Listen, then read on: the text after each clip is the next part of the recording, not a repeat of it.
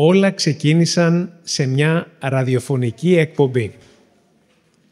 Πριν κάποια αρκετά χρόνια, ήμουνα προσκεκλημένος στην ραδιοφωνική εκπομπή του Περικλή του Βασιλόπουλου, όπου εκεί, αγαθή τύχη, ήμουνα ταυτόχρονα καλεσμένος με την Ελένη την Καλία. Και εκεί μου δόθηκε ευκαιρία να γνωρίσω μια πολύ αξιόλογη προσωπικότητα, η οποία έχει σπουδάσει νομικά, έχει παίξει ως ηθοποιός στο θέατρο, στην τηλεόραση και έχει διδάξει και ρητορική.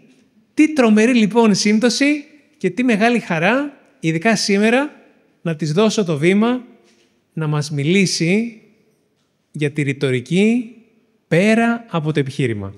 Ελένη, είναι μεγάλη μου χαρά και τιμή. Καλώς ήρθες.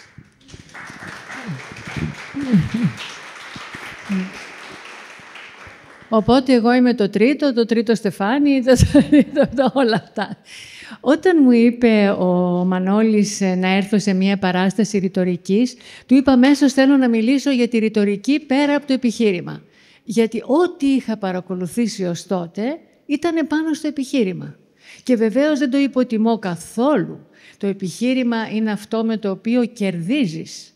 Είναι αυτό που σ' αρέσει και σαν παιχνίδι. Είναι αυτό που σου δίνει επιβεβαίωση. Αλλά και εγώ, όταν έβγαλα το βιβλίο μου «Η ρητορική τέχνη στην καθημερινή ζωή» ή «Η αγαπημένη της Πολύμνιας», το σλόγγαν που έβαλα ήταν για να μπορεί ο λόγος σου να διεκδικεί, να συγκινεί, να πείθει. Αλλά πάντοτε είχα μια μεγάλη αδυναμία στην αφήγηση και ήρθα εδώ να την υποστηρίξω. Αδίκως, την έχετε υποστηρίξει πάρα πολύ καλά όλοι, πιστεύετε πάρα πολύ στην αφήγηση και εγώ απλώς θα προσπαθήσω ψυχολογικά να σας πω πώς την έχουν νευρολόγοι και ψυχολόγοι εκτιμήσει. Διάβαζα τώρα τελευταία και πριν μου πάρει ο Μανώλης τηλέφωνο είχα ενθουσιαστεί με αυτό και έλεγα κάπου πρέπει να το αναφέρω, την αυτοβιογραφία του Όλιβερ Σάκς, ο οποίος είναι ένας κορυφαίος νευρολόγος Αμερικανός που έχει γράψει πάρα πολλά βιβλία με αφηγήσεις. Έχει αφηγήσεις των ασθενών του, αφηγήσεις δικές του από τις περίεργες και πάρα πολύ ενδιαφέρουσες ασθένειες που έχει παρακολουθήσει. Το βιβλίο του «Ξυπνήματα» έχει γίνει ταινία με τον Ρόμπερτ Ντε Νίρο. Έχει γραφτεί από τον Πίτερ, δεν θυμάμαι τώρα, ένα θεατρικό έργο και αυτές του τις αφηγήσεις τις έχουν πάρει και τις έχουν ελέγξει και τις έχουν ερμηνεύσει και νευρολόγοι και γιατροί και λογοτέχνες.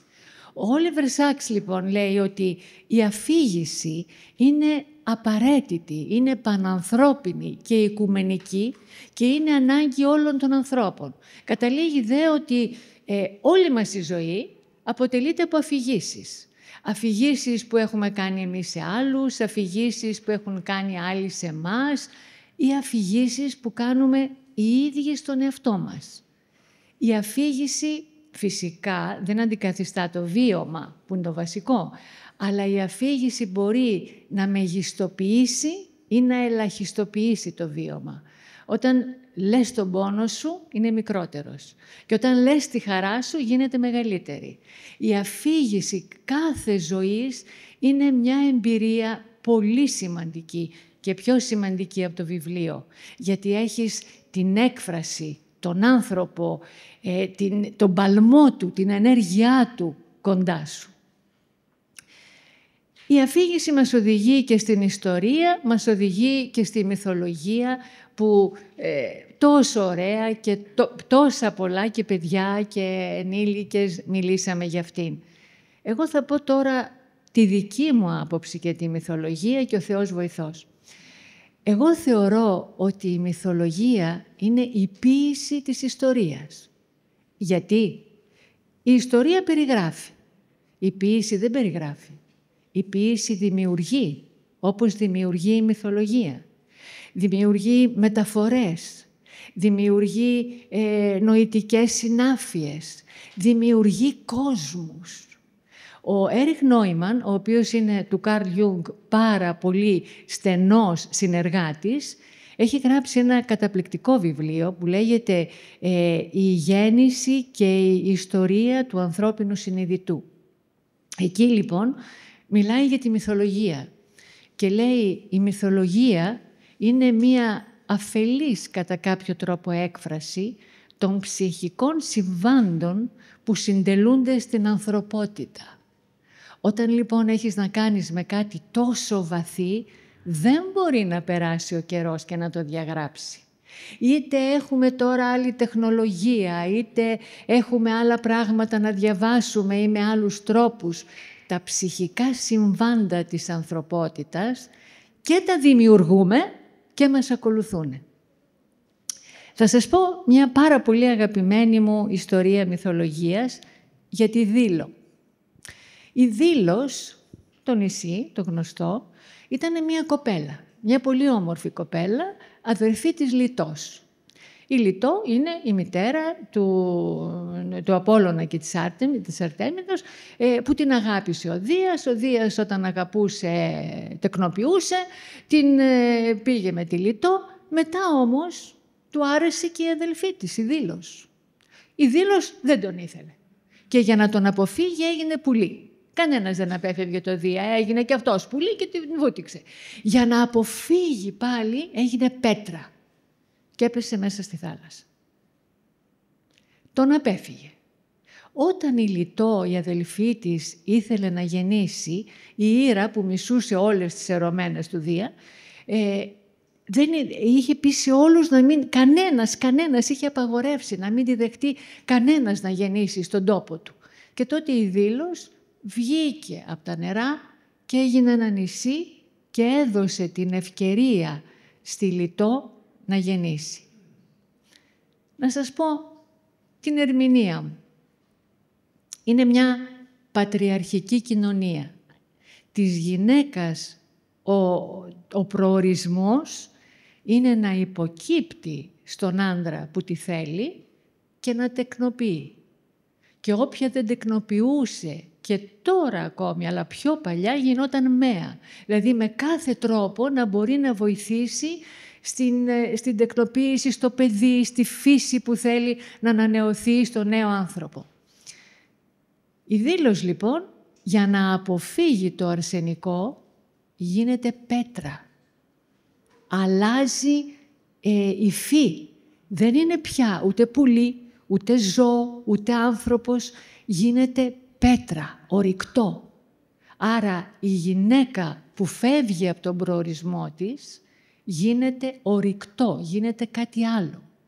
Και όταν της δίνεται η ευκαιρία να κάνει τον προορισμό που χρειάζεται για τη γυναίκα, να είναι σαν μέα, βγαίνει από τη θάλασσα, μένει στην ξηρά και εκεί μπορεί να πάει η αδελφή της να γεννήσει. Όλοι οι μύθοι έχουν καταπληκτικές ψυχολογικές ερμηνείες που δεν είναι οι μοναδικές. Αυτή είναι μία. Μπορεί να είναι και άλλη, μπορεί να είναι και παράλληλη και μπορεί να είναι και διαφορετική σε κάθε εποχή. Αλλά όπως και να το κάνουμε, δεν μπορεί κανένας αυτά τα ψυχικά συμβάντα που συμβαίνουν στην ανθρωπότητα να τα ονομάσει ποτέ ξεπερασμένα. Λοιπόν, χωρίς να μην τιμώ πολύ βαθιά και το Δημοσθένη και τον Κικέρονα και του Οπενχάιμερ την εριστική, του Σοπενάουερ την εριστική και το επιχείρημα, αλλά νομίζω ότι ενώ το επιχείρημα σε βοηθάει να κερδίσεις, η αφήγηση σε βοηθάει να ζήσεις. Σας ευχαριστώ πολύ. Ελένη, ευχαριστώ πάρα πολύ. Θέλω να σου κάνω μια ερώτηση. Έχεις διδάξει ρητορική πάρα πολλά χρόνια. Τι είναι αυτό που στο βλέμμα ενός μαθητή σε κάνει να πιστέψεις ότι τα λόγια σου θα γίνουν σπόρος που θα δεις? Η επιθυμία του να μιλήσει. Γιατί όποιος ερχόταν σε ομάδα ρητορικής, είχα 13 χρόνια μια σχολή στο Δήμο της Χαλκίδας και μετά πήγα με αυτό το Υπουργείο Πολιτισμού, στον Εύρο, σε διάφορα μέρη. Όποιος έρχεται είναι εθελοντικό, θέλει να μιλήσει. αλλά είναι απίστευτο πόσο δύσκολο είναι να μιλήσει.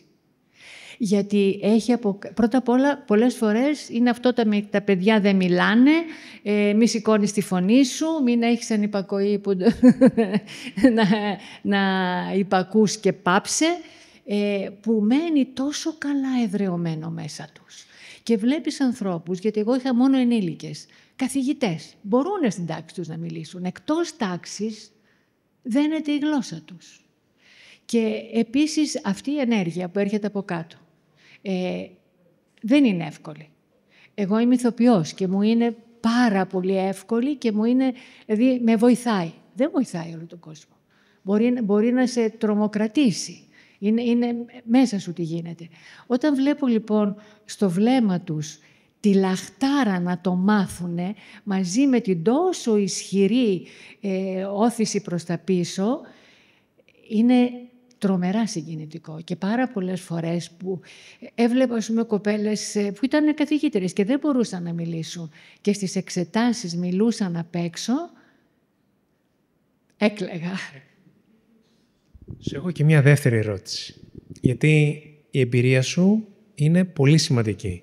Αν λοιπόν να μιλήσεις στα πιο μικρά παιδιά που τώρα ξεκινάνε το ταξίδι τους, τι θα τους δώσεις σαν ένα φάρο να έχουν να κοιτάνε για να επιλέξουν την πορεία τους? Υπάρχουν εδώ καθηγητές. Αν υπάρχουν, συγγνώμη για αυτό που θα πω. Οι εξετάσεις είναι το πιο κακό σύστημα. Δεν υπάρχει άλλο, αλλά είναι κακό σύστημα. Κανένας εξεταζόμενος δεν δημιουργεί. Γι' αυτό όταν μιλάτε, μην αισθάνεστε ότι εξετάζεστε. Είσαστε σαν να είστε οικοδέσποινες, οικοδεσπότες. Σε κάλεσα, έχω να σου δώσω πατάτες τηγανιτές, εγώ αυτό τρώω. Έχω να σου δώσω κάτι χειρότερο, ένα μπιφτέκι γιατί κάνω δίαιτα. Αλλά ό,τι και είναι στο προσφέρω. Ποτέ να μην αισθάνεστε όταν παίρνετε το μικρόφωνο και όταν μιλάτε εξεταζόμενοι. Και όταν έχετε το επιχείρημα να βγαίνει από εδώ. Να μην είναι μόνον εδώ. Είναι ξύλινη η γλώσσα. Να βγαίνει ότι αυτό έτσι είναι. Είτε γιατί το πιστεύω, είτε γιατί βάσει της άσκησης πρέπει να το πιστέψω. Αυτά έχω να σας πω. Ευχαριστούμε πάρα πολύ.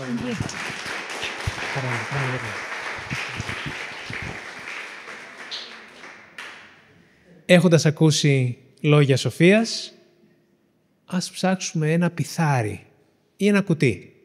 Ας προσκαλέσω λοιπόν τον αρχιτέκτονο μαθητή μου, τον Βασίλη, ένα από τους πιο παλιούς μαθητές μου, τους ενήλικες και έμπειρο πλέον ομιλητή, να μας μιλήσει για το κουτί ή πιθάρι της Πανδώρας. Καλή επιτυχία.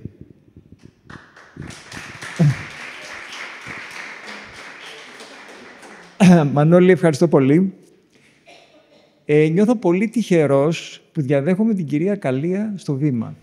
Θα μπορούσα να μην κάνω την ομιλία μου και απλά να σχολιάσω την ομιλία της κυρίας Καλία, το οποίο εν μέρει θα το κάνω. Θέλω να καταλήξω και να σας πείσω, δεν ξέρω να σας πείσω, παραφράζοντας μια φράση που λέει ότι το σώμα λέει πάντα την αλήθεια, να πω ότι οι μύθοι λένε πάντα την αλήθεια. Και λένε την αλήθεια του καθενός. Είναι αυτό που είπε η κυρία Καλία. Σήμερα κι εγώ λοιπόν, ως ήρωας, σαν το φίλο μου το Λάμπρο, παίρνω το λόγο χωρίς να έχω χαρτί, να τα πω από στήθους και να πω τη δική μου αλήθεια. Γιατί αυτό είναι το πιο σημαντικό.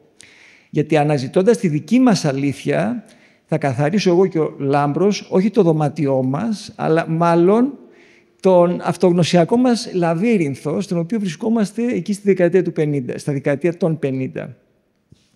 Να προχωρήσω όμως στο θέμα της σημερινής μου, ας το πούμε, παρουσίασης, που αφορά το κουτί της Πανδώρας ή, όπως λεγόταν στην πραγματικότητα, το πιθάρι της Πανδώρας, αλλά έχει μικρή σημασία ίσως για την ομιλία. Βρισκόμαστε στην εποχή της επικράτησης του Δία. Ο Δίας, λοιπόν, είναι αυτός ο οποίος διαχώρισε, είναι αυτός που μας έφερε το Διά. Διαχωριστήκαμε, είχαμε διάκριση πλέον, διακρίθηκαν τα είδη. Δηλαδή, ο άνθρωπος αποσπάστηκε από το όλον. Είμαστε λοιπόν στην εποχή του Δία Ζεύς, όπου εκεί όμως υπάρχει και η ανάγκη της ζεύξης. Δηλαδή, από τη μία διαχωριστήκαμε από το όλον και από την άλλη έχουμε την ανάγκη να έρθουμε σε ζεύξη με αυτό το όλον και να αποκτήσουμε ξανά ενότητα. Σε αυτή λοιπόν τη φάση της ιστορίας, της ανθρώπινης ή της ιστορίας του κόσμου, υπάρχει ο Επιμηθέας και ο Προμηθέας, τα οποία είναι δύο αδέλφια. Ο Επιμηθέας έχει αναλάβει να δημιουργήσει όλα τα είδη του ζωικού βασιλείου, ανάμεσα σε αυτά και τον άνθρωπο. Και ως γνωστόν, αφού δώσει σε όλα τα ζώα τις αρετές και τα χαρίσματα για να μπορούν να περασπιστούν τη ζωή τους, την επιβίωσή τους, και τα δίνει μάλιστα με μια σοφία και μια ισορροπία, καταλήγει στο τέλος ξεχασμένος ο άνθρωπος, να έχουν απομείνει κάτι λίγες τρίχες, κάτι λίγα δόντια και κάτι λίγα νύχια, τα οποία όμως τον καθιστούν ανυπεράσπιστο τελικά στο περιβάλλον, το ήδη διαμορφωμένο, διαιρετό περιβάλλον πλέον. Εκεί ο Προμηθέας, ο αδελφός του, προνοεί, όπως λέει και το όνομά του, και φροντίζει να πάει να κλέψει τη φωτιά από τον Δία και να την δώσει στους ανθρώπους. Η φωτιά δεν πάει μόνη της, συνοδεύεται και με τις τέχνες της κατεργασίας. Δηλώνει τεχνολογία, δηλώνει την είσοδο του ανθρώπου στην τεχνολογία. Τους φέρνει μαζί όχι τις καλές τέχνες, όλες τις άλλες τέχνες, τη μεταλλουργία, την αυσιπλοεία, όλα αυτά που σήμερα αποκαλούμε εμείς τεχνολογία. Είναι η εποχή που η ανθρωπολογία ονομάζει τον άνθρωπο Homo faber. Είναι ο άνθρωπος κατασκευαστής. Και δεν είναι απλά κατασκευαστής όμως, είναι δημιουργός. Έχει πολύ ενδιαφέρον λοιπόν ότι ο άνθρωπος για πρώτη φορά καθίσταται δημιουργός. Πιστεύει στον εαυτό του ότι μπορεί και κατανοεί λοιπόν, αποκτά συνείδηση ότι μπορεί ο ίδιος να διαμορφώσει τον κόσμο του. Όπως καταλαβαίνετε,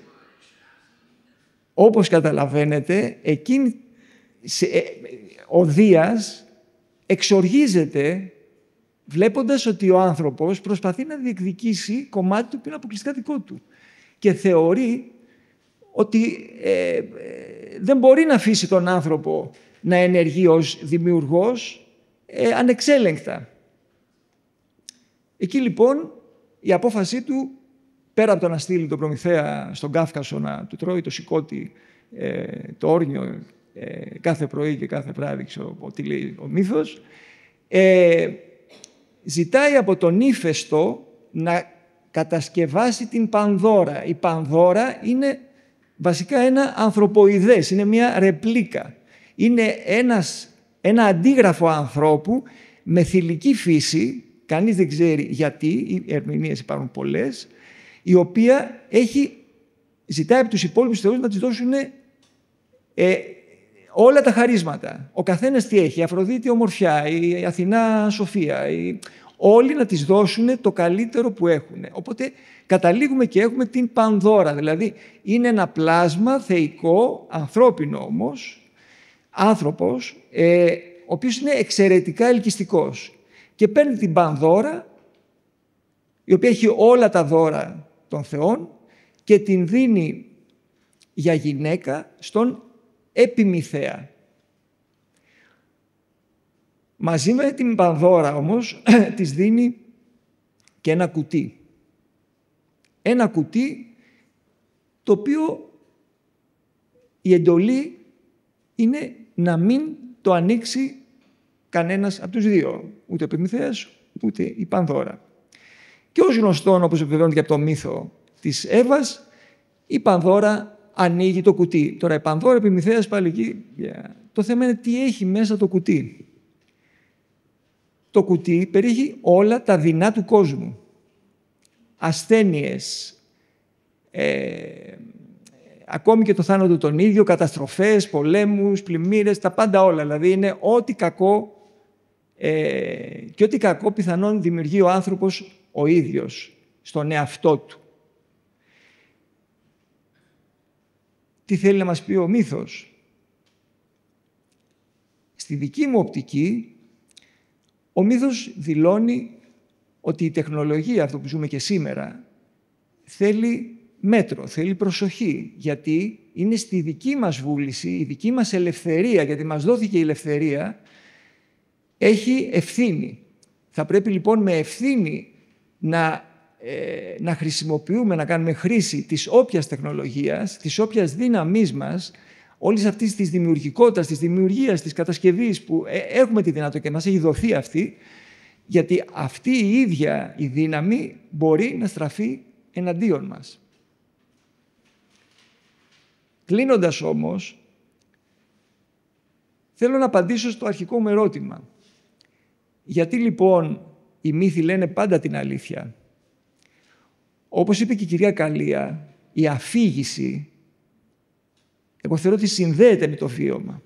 Η αφήγηση είναι κάτι που συνδέεται άμεσα με το βίωμα του καθενός. Σε κάθε μύθο ο καθένας βρίσκει κάτι από τον εαυτό του. Είναι χιλιοϊπωμένοι μύθοι, είναι αιώνες που λέγονται αυτοί οι μύθοι, είναι σαν το βότσαλο το οποίο από πέτρα κατέργαστη έχει καταλήξει και έχει πάρει μία μορφή που από όποια περιά για να το κοιτάξεις, κάτι έχει να σου πει. Και σε σένα τον ίδιο πολλές φορές άλλα πράγματα σε άλλη χρονική στιγμή. Γιατί περιγράφει το όλον. Το storytelling, όπως λένε, η αφήγηση, περιλαμβάνει το όλον. Δεν περιλαμβάνει επιμέρους. Η επιστήμη ασχολείται με μέρη της πραγματικότητας. Μια διήγηση όμως, μια αφήγηση, κατά ανάγκη ανατρέχει στα δικά μας βιώματα. Τα βιώματά μας είναι ολιστικά, δεν έχουμε μεμονωμένα. Δηλαδή δεν μπορώ να βρισκόμαι εδώ και μόνο να μυρίζω ή μόνο να βλέπω ή μόνο να κρυώνω. Τα έχω όλα μαζί. Άρα ανατρέχει σε βιώματα, η εμπειρία είναι πάντα ολική και τα συμπεράσματα είναι πάντα τελικά ανατρέχουν σε βιωματικά ολικά συμπεράσματα. Αυτή θεωρώ λοιπόν ότι είναι και η δύναμη των μύθων και γι' αυτό οι μύθοι λένε πάντα την αλήθεια. Την αλήθεια του καθενός. Ευχαριστώ πολύ. Δεν σε αφήνω έτσι. Ένα βότσαλο ο μύθος, λιασμένο. Σε μια εποχή ψηφιακή όμως, τι έχει να μας πει ο μύθος της Πανδώρας? Βλέπεις κάποια σύνδεση, θες να γίνεις ένας Ζεύς νοημάτων? Όπως ξέρεις, μου αρέσει να λέω ότι όλα τριγύρω αλλάζουν και όλα τα ίδια μένουν. Δηλαδή, θέλω να πω ότι δεν έχει αλλάξει κάτι. Η τεχνολογία είναι άλλο ένα εργαλείο. Ένα εργαλείο πιο διευρυμένο, Και πάντα τα εργαλεία, το γνωστό που συνήθως λέμε και στα παιδιά μας, είναι ότι πώς θα τη χρησιμοποιήσεις. Δηλαδή, το εργαλείο από μόνο του δεν έχει καλό ή κακό, δεν έχει καλή ή κακή φύση. Είναι καθαρά η δικιά μας χρήση, πώς εμείς θα τη χρησιμοποιήσουμε. Και το ίδιο μας λέει και ο μύθος της Πανδώρας, με την έννοια ότι είναι στη δική μας βούληση, είναι στη δική μας ελεύθερη βούληση, το πώς θα ανοίξουμε το κουτί, δεν θα ανοίξουμε το κουτί, ή πώς θα το ανοίξουμε. Γιατί η αλήθεια είναι ότι είμαστε εν μέρει καταδικασμένοι να το ανοίξουμε το κουτί. Δεν μπορούμε. Από τη στιγμή που ζούμε δηλαδή, στην εποχή του Δία, σε μια διαιρετή κατάσταση, δεν ζούμε σε μια κατάσταση που. Μπορεί να καταφύγουμε στο όλον, αλλά κατά τα άλλα είμαστε σε διαιρετό κόσμο. Δεν μπορούμε να ζήσουμε διαφορετικά. Άρα, μοιραία, το μόνο που μπορούμε να κάνουμε είναι να ελέγξουμε και να έχουμε το μέτρο το οποίο. Ακριβώς. Ευχαριστώ και πάλι. Και εγώ ευχαριστώ πάρα πολύ. Το μέτρο λοιπόν είναι το ζητούμενο. Σε μια εποχή λοιπόν που η πληροφορία είναι απερίγραπτα πολύ και γρήγορη, χρειαζόμαστε μια καθοδήγηση. Μήπως θα μας το δώσει το ψηφιακό μενού του Serendip? Μαρία, ο λόγος σε σένα. Καλή επιτυχία. Μαθήτρια του Μανώλη, γιατί μας είπε ότι πρέπει να συνδεθούμε με τους προηγούμενους. Λοιπόν, η Πανδώρα μου θύμισε «Έχω τα δώρα του Θεού, με λένε Θεοδώρα», φοβερό δίσκο του Χατζηδάκη, με στίχους Γκάτσου, «Η μύθη της γυναίκας». Καμία σχέση με το θέμα μου, απλά μου το θύμισε. Ευχαριστώ. Λοιπόν, εγώ ήθελα να μιλήσω για 2 ανησυχίες αυτού του καιρού. Δικές μου ανησυχίες και ελπίζω να συνεννοηθούμε. Κάποιες στιγμές θα χρησιμοποιώ αγγλικούρες, γιατί προέρχομαι από την πληροφορική. Επίσης, ό,τι πω σαν κίνδυνο, μην το δείτε σαν κίνδυνο. Αγαπάω την τεχνολογία. Λοιπόν, το πρώτο πράγμα που θέλω να πω είναι για το ψηφιακό μενού. Και το δεύτερο είναι ένας μύθος περσικός του Σερεντίπ. Υπάρχει, αλήθεια, ζωή χωρίς χαρά? Όχι, λέω εγώ. Υπάρχει χαρά χωρίς δημιουργία? Όχι. Υπάρχει χαρά χωρίς να χρησιμοποιήσουμε λίγο αυτό το μυαλουδάκι? Εμείς το ξέρουμε καλά στην ρητορική, γιατί το χρησιμοποιούμε και παιχνιδιαρίζουμε συνέχεια. Υπάρχει, λοιπόν, κάποιο κομμάτι της καθημερινότητας που αναζητούμε την δημιουργικότητα. Και θυμάμαι ότι το 2024 το Πανεπιστήμιο της Οξφόρδης έβγαλε μία λέξη σαν την πιο σημαντική λέξη της χρονιάς. Βασικά δεν ήταν λέξη, ήταν μία έννοια. Ήτανε το brain rot, το σάπισμα του μυαλού. Φοβερή λέξη, απεσιόδοξη έννοια, αλλά μας κάνει να σκεφτούμε διάφορα πράγματα για την εποχή μας. Και τι σήμαινε αυτό? Πώς το ερμήνευσαν? Ότι μπορεί αυτό το κομμάτι... Μπορεί αυτό το κομμάτι του μυαλού που σαπίζει να είναι λόγω του ότι καταναλώνει περιεχόμενο online κυρίως, κάκιστης ποιότητας, αλλά δεν είναι μόνο το περιεχόμενο που είναι κάκιστης ποιότητας, είναι όλο το περιεχόμενο που δεν μου προξενεί καμιά κίνηση του μυαλού. Δηλαδή με κάνει νοθρό. Αν σκεφτούμε αντίστοιχα, πριν φτάσω στο ψηφιακό μενού, λοιπόν, θα ήθελα να σκεφτούμε την κριτική διατροφή. Έγινε παγκοσμίως γνωστή, γιατί κάνει, λέει, ψηλούς νταγλαράδες και λεπτούς και ζούνε μέχρι τα 100, είναι η σωστή τροφή. Και τα τελευταία 10 χρόνια βλέπουμε στην Κρήτη, στην Κρήτη, παχύσαρκους. Τι κάνανε αυτοί, λοιπόν? Πώς χάσανε το μέτρο?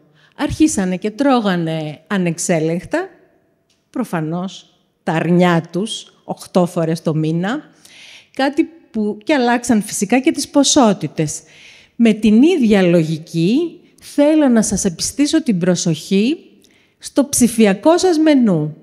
Χρειάζεται αυτό τον καιρό, για να μην γίνουμε νοθροί, για να μην σαπίσει το μυαλό μας, τα εργαλεία να τα αντιμετωπίζουμε με έναν αλλιώτικο τρόπο.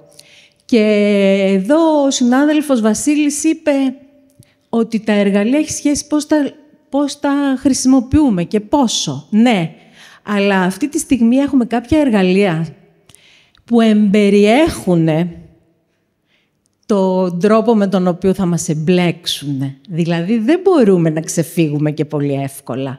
Έχουμε εργαλεία όπως το YouTube, που έχει ένα περιεχόμενο από υπέροχο, πολύ καλό, μέτριο, κάκιστο και σκουπίδια. Πώς μπορούμε, λοιπόν, να αντισταθούμε? Πρέπει να κάνουμε κάποια ψηφιακή δίαιτα και να σκεφτόμαστε συνέχεια τους δημιουργούς αυτού του περιεχομένου, όχι ποιοι το ανέβασαν. Δεν μας νοιάζει τόσο πολύ, εκτός αν τον ξέρουμε, είναι ο mythologist. Έχουμε υποχρεωτικά... ξέχασα την κάμερα, συγγνώμη. Έχουμε υποχρεωτικά την ευθύνη να διαλέξουμε. Και αυτό τον καιρό η νοθρότητα μας περιμένει. Γι' αυτό δεν πρέπει τη δίψα μας για μάθηση να την αφήσουμε με τυχαίο τρόπο να καταναλώνουμε αυτό που μας σερβίρει. Πρέπει απλά να ψάχνουμε αυτό που θέλουμε να βρούμε. Γυρνάω λοιπόν στην τυχαιότητα και πάω για το πόσο σημαντική είναι αυτή η τυχαιότητα και πάω στο μύθο του Σερεντίπ. Εγώ δεν θα ασχοληθώ με μύθο της αρχαίας Ελλάδας, αλλά κάποιον παλιό περσικό μύθο που έγινε γνωστός το 1750 περίπου. Κάποιος τον ανακάλυψε και είναι για το βασιλιά Σερεντίπ που είχε 3 γιους. Τους είχε μορφώσει πολύ καλά, τους είχε κάνει αρκετά ικανούς, αλλά κάποια στιγμή κατάλαβα ότι χρειάζονται και άλλη εκπαίδευση. Δεν είναι ακριβώς στη φάση που μπορούν να πάρουν το βασίλειο. Λοιπόν, τους έστειλε σε ένα ταξίδι με το σκοπό Α και στο δρόμο αυτοί αντιμετώπισαν και ανακάλυψαν τυχαία πολλά πράγματα. Έχει μια σειρά από γρίφους που μπορείτε να τους βρείτε. Δεν θα τους αναλύσω εδώ για να μην σας φάω την ώρα.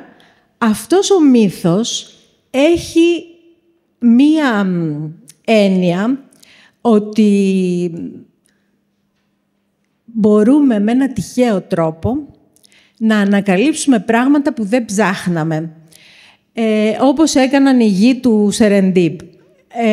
Με αυτόν τον τρόπο μπόρεσαν και ανακάλυψαν και αυτοί το 1750, ξέρω εγώ, κάποιος λογοτέχνης χρησιμοποίησε αυτό το μύθο και δημιούργησε τη λέξη serendipity. Η λέξη serendipity ακριβώς δείχνει την τυχαία ανακάλυψη χωρίς να το έχω σκοπό. Λοιπόν, και γιατί σας τον φέρνω αυτό το μύθο στο τραπέζι. Στην πληροφορική, πριν από 10 χρόνια ή 15 που έγινε της μόδας η δημιουργία των startup, χρειάστηκαν πολλοί άνθρωποι, τον πήραν αυτό το μύθο και τον χρησιμοποίησαν με λαθασμένο τρόπο. Δηλαδή, δώσανε πιο μεγάλη έμφαση στην τυχαιότητα και ότι μπορεί να καθόμαστε, ας πούμε, 6 φίλοι, να μιλάμε, να συζητάμε και ξαφνικά μας έρχεται μια φοβερή ιδέα και να κάνουμε μια startup η οποία σε λίγα χρόνια γίνεται startup εκατομμυρίων.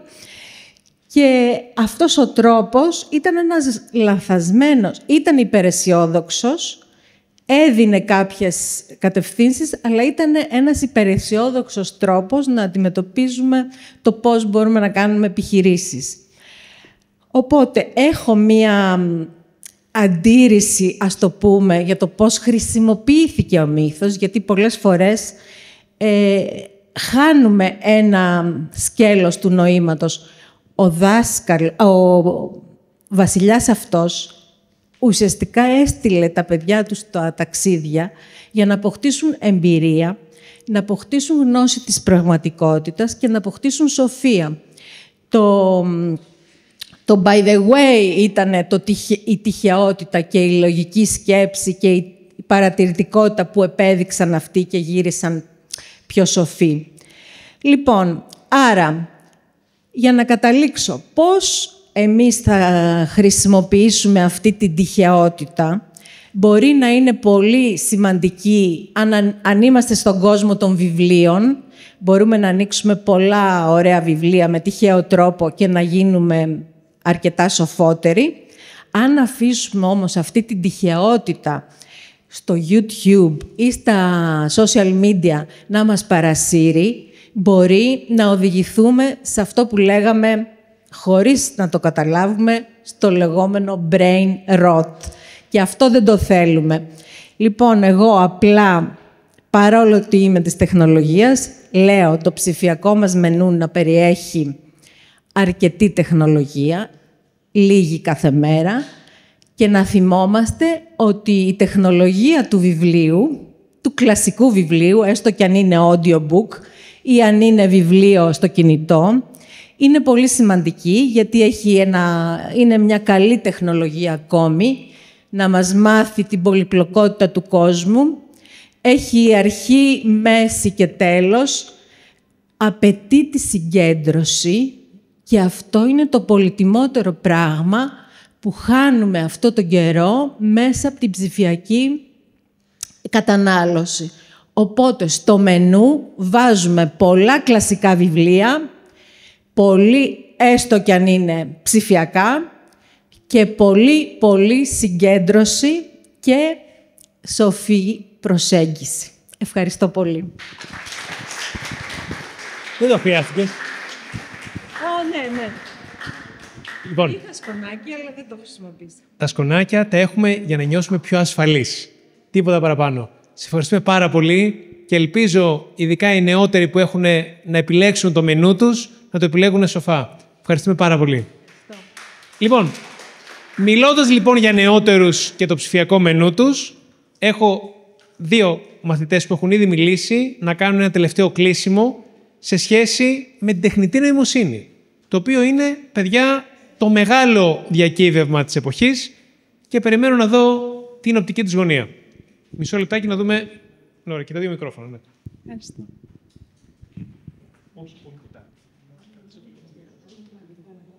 Γεια σας. Δυστυχώς την πρώτη φορά που ανέβηκα στη σκηνή δεν είχα την ευκαιρία να δώσω μια εισαγωγή για το ποιος είμαι. Εκτός από γιος του πατέρα μου, με λένε Παναγιώτη και τελείωσε φέτος στο γυμνάσιο. Καλησπέρα και από μένα. Όπως ακούσατε και πριν από λίγο, με λένε Μαργαρίτα. Και μαζί με τον Παναγιώτη, ως μαθητές γυμνασίου, θα κάνουμε μια συζήτηση, παύλα ομιλία, για την τεχνολογία και συγκεκριμένα την τεχνητή νοημοσύνη. Και ακόμα πιο συγκεκριμένα, την απομυθοποίηση της πεποίθησης ότι τα ρομπότ θα κατακτήσουν τον κόσμο μας. Και να σας παρουσιάσουμε τελικά ποιος είναι ο πραγματικός κίνδυνος της τεχνητής νοημοσύνης. Παράλληλα με την ανάπτυξη της τεχνολογίας και συγκεκριμένα της τεχνητής νοημοσύνης, έχει αναπτυχθεί ο φόβος γύρω μας αν θα μπορούσε κάποια στιγμή ένα τέτοιο σύστημα να κατακτήσει τον κόσμο. Άρα υπάρχει λόγος να ξεσηκωνόμαστε και να βγαίνουμε τρομοκρατημένους στους δρόμους. Ο τρόπος με τον οποίο λειτουργεί η τεχνητή νοημοσύνη είναι απλός. Ουσιαστικά, συλλέγει πληροφορίες μέσα από το διαδίκτυο, οι οποίες έχουν δημιουργηθεί από τον άνθρωπο. Άρθρα από το διαδίκτυο, επιστημονικές έρευνες και άλλα. Αυτό σημαίνει ότι δεν μπορεί να υπάρξει ένα σύστημα το οποίο είναι απόλυτα αυτόνομο στην κρίση του, αφού επηρεάζεται συνέχεια από ανθρώπινα δεδομένα και εντολές. Ένα ρομπότ τεχνητής νοημοσύνης δεν θα έρθει ένα άκυρο πρωί από μόνο του και θα αρχίσει να σκοτώνει κόσμο στο κέντρο της Αθήνας. Αυτό νομίζω ακούγεται λίγο κωμικό. Εγώ προσωπικά δεν φοβάμαι να με κυνηγήσει ηλεκτρική σκούπα. Παρ' όλα αυτά, ο πραγματικός κίνδυνος είναι ο εξής. Βρισκόμαστε στον 1ο αιώνα που έχει τόσο μεγάλη επιρροή η τεχνολογία, η οποία παράλληλα επηρεάζει τον τρόπο που μαθαίνουμε, σκεφτόμαστε και επικοινωνούμε. Η υπερβολική εξάρτηση από την τεχνητή νοημοσύνη που παρατηρούμε στις μέρες μας οδηγεί σε μείωση της κριτικής σκέψης και της αυτονομίας μας, καθώς συνηθίζουμε να δεχόμαστε έτοιμες απαντήσεις, χωρίς να τις αμφισβητούμε ή να τις αναλύουμε και χωρίς να κάνουμε την προσπάθεια να βρούμε την απάντηση μόνοι μας.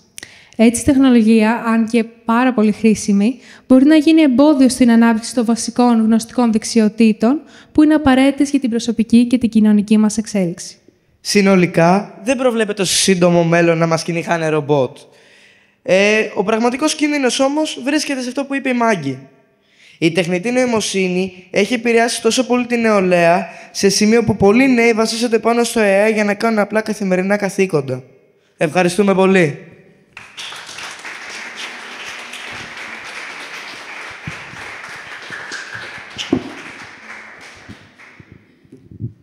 Καθημερινά καθήκοντα, λοιπόν. Η ώρα έχει περάσει. Έχουμε ακούσει πολλά λόγια, μύθους, αλλά τώρα θα κάνουμε ένα κλείσιμο. Ένα καλό κλείσιμο προσπαθεί να υφάνει λέξεις, νοήματα και σκέψεις που μοιραστήκαμε τις τελευταίες σχεδόν 2,5 ώρες. Είχαμε και 2 διαλύματα. Ο τίτλος μου, αν τον διαβάσατε, έχει τον μύθο σε πολλές εκδοχές. Λείπει όμως μία πολύ σημαντική λέξη. Η απομυθοποίηση. Γιατί οι διάφοροι μυθολόγοι, μυθιστοριογράφοι, συνθέτουν, αφηγούνται. Και αυτό, όπως ακούσαμε, είναι μια βασική ανθρώπινη διαδικασία. Είμαστε οι ιστορίες μας. Είμαστε ιστορίες που ακούσαμε, ιστορίες που λένε άλλοι για μας, ιστορίες που καθρεφτίζονται στα μάτια των άλλων. Όλα είναι μια σύνθεση. Ποιες από αυτές τις συνθέσεις όμως αξίζει να απομυθοποιήσουμε? Κάθε μύθος, κάθε παραμύθι είναι κάτι μυθικό και θρυλικό και ωραίο και χρήσιμο? Ή πρέπει να είμαστε κριτικά σκεπτόμενοι και να αποφύγουμε αυτό που αυτό το βιβλίο αποκαλύπτει ως κάτι πολύ σημαντικό? Τα τυφλά μας σημεία. Γιατί όλοι μας δεν έχουμε εποπτεία όλης της πραγματικότητας. Δεν μπορούμε. Είναι απλά αδύνατο. Έχουμε όμως αντίληψη. Σε φυσικό επίπεδο είναι τα αυτιά μας, είναι τα μάτια μας, είναι ακόμα και η αίσθηση της θερμοκρασίας. Όλα τα ερεθίσματα εξωτερικά, εμείς τα επεξεργαζόμαστε με το μυαλό μας. Αυτό είναι το μυαλό, αυτό είναι το σημείο που για να αποφύγουμε το brain rot, το σάπισμα που ακούστηκε, πρέπει να το εξασκούμε. Και αν ένα μήνυμα θέλω να περάσω σήμερα, κυρίως στους μικρότερους μαθητές μου, αλλά και σε όλους εσάς που αφιερώσατε τόσο χρόνο μια Δευτέρα απόγευμα, είναι πώς μπορούμε να καλλιεργήσουμε αυτό που ονομάζουμε κριτική σκέψη. Και πώς συσχετίζεται, συνδέεται, ενισχύεται από τη ρητορική ικανότητα να κρίνεις. Γιατί αν τελικά μιλάμε για κριτική σκέψη, δεν αναφερόμαστε στο νησί της Κρήτης, από το οποίο και κατάγομαι, αλλά στην ικανότητα της διάκρισης. Την ικανότητα να μπορείς να διαχωρίζεις, να βλέπεις λεπτές διαστάσεις, ώστε να μπορείς να επιλέξεις. Γιατί αν δεν υπάρχει διαφοροποίηση, αν όλα είναι ένας χυλός, δεν μπορούμε να διακρίνουμε και τελικά να επιλέξουμε, δηλαδή να αποφασίσουμε. Και σε μια εποχή που πραγματικά το διαδίκτυο είναι μεγάλο μέρος της ζωής μας και η ψηφιακή μας δίαιτα είναι συνέχεια από κατασκευασμένα, πάντα ήταν κατασκευασμένα τα νέα. Είναι σύνθεση. Δεν έχουμε μια αυτόματη σύνδεση με την πραγματικότητα. Κάποιος την διαμεσολαβεί. Και δεν είναι κάτι κακό. Αρκεί αυτή η διαμεσολάβηση να γίνεται με αμεροληψία, να γίνεται με μια απόσταση, να γίνεται επωφελία μας. Να γίνεται δηλαδή για το κοινό όφελος και για την ουσιαστική μας ενημέρωση. Κάτι το οποίο στην εποχή της τεχνητής νοημοσύνης, που τα πάντα μπορούν να αναπαραχθούν και να γίνουν αληθοφανή με τον πιο εντυπωσιακό τρόπο, πλέον η κατασκευή βίντεο είναι τόσο απλή και είναι όλα συνθετικά, δημιουργήματα. Ποιο είναι λοιπόν εκείνο το σημείο που πρέπει να προσέχουμε?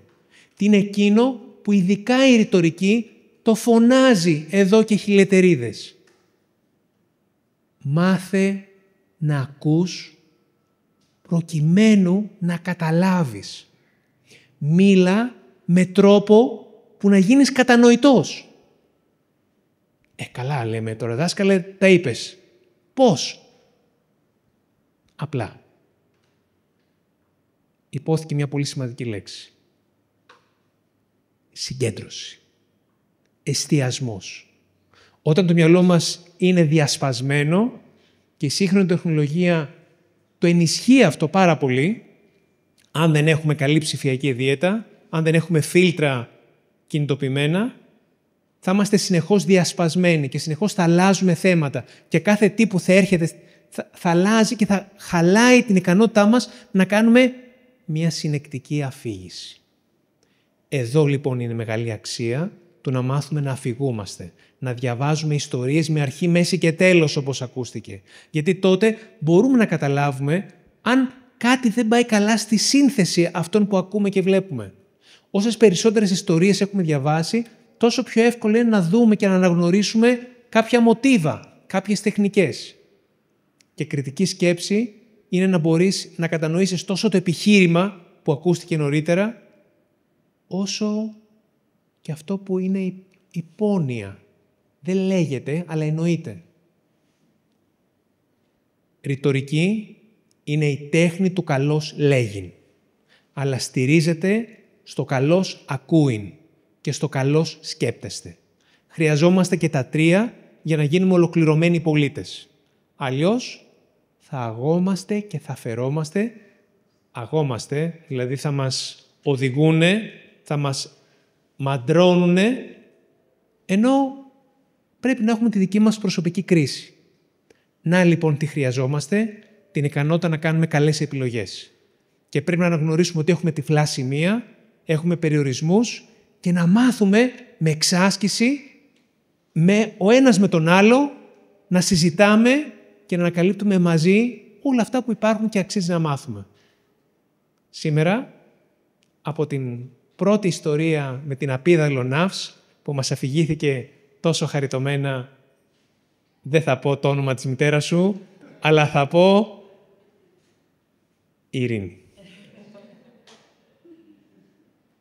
Μέχρι πριν από λίγο, που οι δυο τελευταίοι μαθητές έκαναν τη σύνθεση για τεχνητή νοημοσύνη και ευτυχώς δεν θα μας κυνηγήσουν οι ηλεκτρικές σκούπες, αν και δεν το ξέρουμε αυτό. Εγώ θέλω να σας ευχαριστήσω από τα βάθη της καρδιάς μου που δώσατε το χρόνο σας, τους γονείς που εμπιστευτήκανε τα παιδιά τους, αλλά και τους ίδιους ενήλικες που δώσανε τη διάθεσή τους για να κάνουμε μια παράσταση ρητορικής και φέτος. Σας ευχαριστώ πάρα πολύ.